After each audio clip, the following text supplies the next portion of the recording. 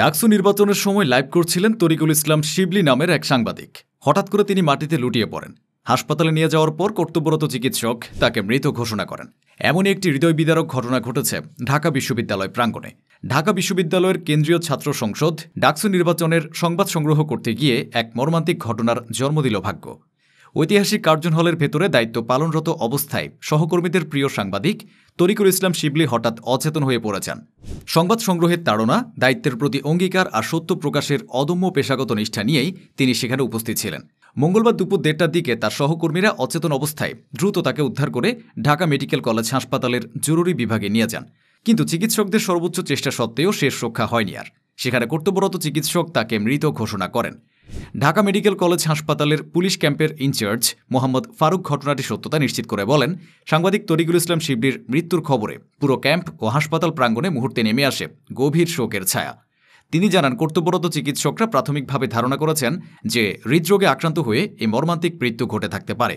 পরিদর্শক ফারুক আরও বলেন, মৃত্যুর বিষয়টি নিশ্চিত হওয়ার পর চিকিৎসকরা জানান যে শিবলিকে দ্রুত হাসপাতালে আনা হলেও ততক্ষণে তার জীবনের সব আলো নিভে গেছে। হৃদযন্ত্রের ক্রিয়া বন্ধ হয়ে যাওয়াই এর প্রধান কারণ বলে তারা অনুমান করেছেন।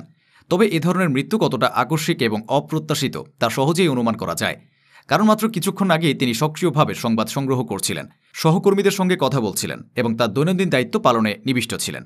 তরিকুল ইসলাম শিবলি ছিলেন সংবাদ মাধ্যম চ্যানেল এস এর সিনিয়র সাংবাদিক। দীর্ঘ কর্মজীবনে তিনি শুধু একজন সংবাদকর্মী নন, বরং ছিলেন দায়িত্বশীল, সৎ এবং সাহসী সংবাদ সংগ্রাহক।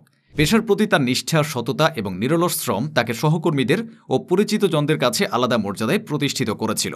40 বছর বয়সে তার জীবনের পরিসমাপ্তি যেন অসময়ে নিভে যাওয়া প্রদীপের মতো।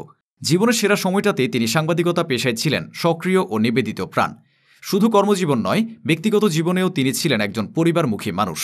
তিনি বিবাহিত ছিলেন এবং তার হঠাৎ চলে যাওয়া স্ত্রীসহ প্রিয়জনদের জন্য এক গভীর শোক ও অপূরণীয় শূন্যতার সৃষ্টি করেছে। পরিবারের দায়িত্ব, জীবনের স্বপ্ন ও ভবিষ্যতের পরিকল্পনা সব কিছুই এক মুহূর্তে থেমে গেল তার অকাল মৃত্যুর সঙ্গে। এই আকস্মিক মৃত্যুর ঘটনায় সহকর্মীদের ভেতরে যে শূন্যতা তৈরি হয়েছে তা বর্ণনার অতীত। সাংবাদিকতার চরম ঝুঁকি আর অমানবিক চাপের ভেতর থেকেও তিনি ছিলেন দায়িত্বশীল, সাহসী এবং সর্বোপরি একনিষ্ঠ। চিকিৎসকরা তার হৃদরোগের সম্ভাব্য কারণ উল্লেখ করেন। তখন অনেকে উপলব্ধি করেন ক্লান্ত শরীর আর চাপা দুশ্চিন্তার ভার হয়তো নিঃশব্দে তাকে নীরবে কাবু করে ফেলেছিল। তরিকুল ইসলাম শিবলির এই অকাল মৃত্যু সাংবাদিক পেশার জন্য এক অপূরণীয় শূন্যতার সৃষ্টি করেছে। সংবাদপত্রের পাতা, টেলিভিশনের পর্দা কিংবা অনলাইন নিউজ পোর্টালের অগণিত প্রতিবেদন, প্রতিটি ক্ষেত্রে তিনি ছিলেন এক অনন্য নিবেদিত প্রাণ সৈনিক।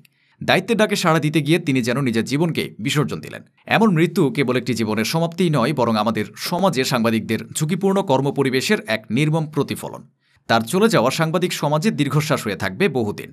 আজও তারই চলে যাওয়া শুধু সহকর্মী সাংবাদিকদেরই নয়, সমগ্র গণমাধ্যম অঙ্গনকেও স্তব্ধ ও শোকাহত করে তুলেছে। মানুষের জানার অধিকারকে সম্মান জানাতে গিয়ে যে মানুষটি নিজেকে উৎসর্গ করলেন, তিনি হয়ে গেলেন গণমানুষের কণ্ঠস্বরের এক চিরস্মরণীয় প্রতীক।